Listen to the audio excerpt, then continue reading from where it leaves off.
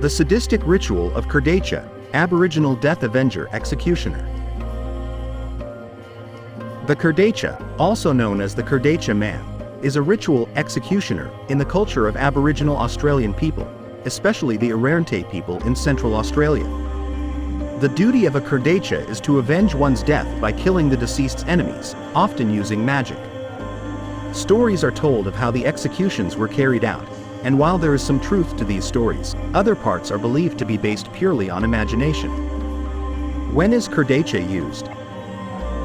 The Aborigines of Central Australia believed that there was no such thing as natural death and that one's enemies could use witchcraft to cause his death.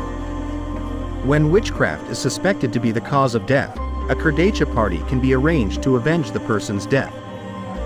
The first step of this process is identifying the person guilty of causing the death. The identity of the culprit can be revealed by the dying person to the Railchawa or shaman. If this is not done, there are other ways to find out the identity of the killer. For example, a burrow made by an animal on a certain side of a graveyard could be interpreted as indicating the direction in which the killer lived. The identity of the guilty party may take time to come to light but is believed to eventually be known.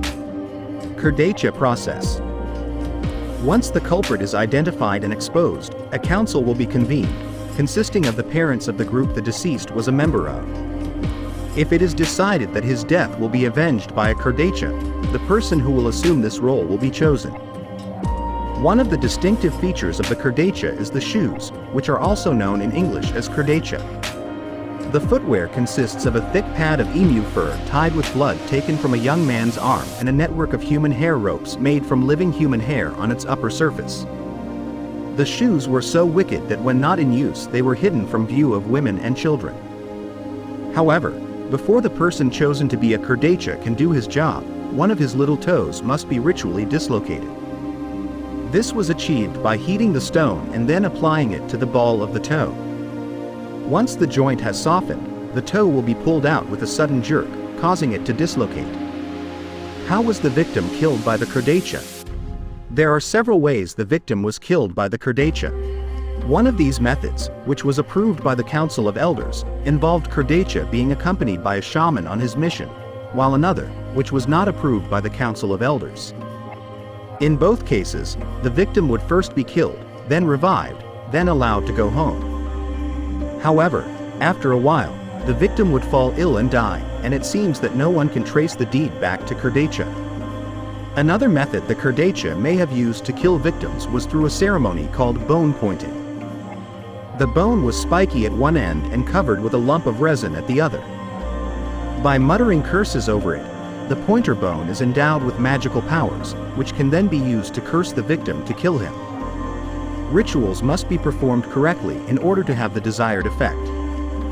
Belief in the Kurdaitcha and the power of curses persist even into modern times, though perhaps less so than before.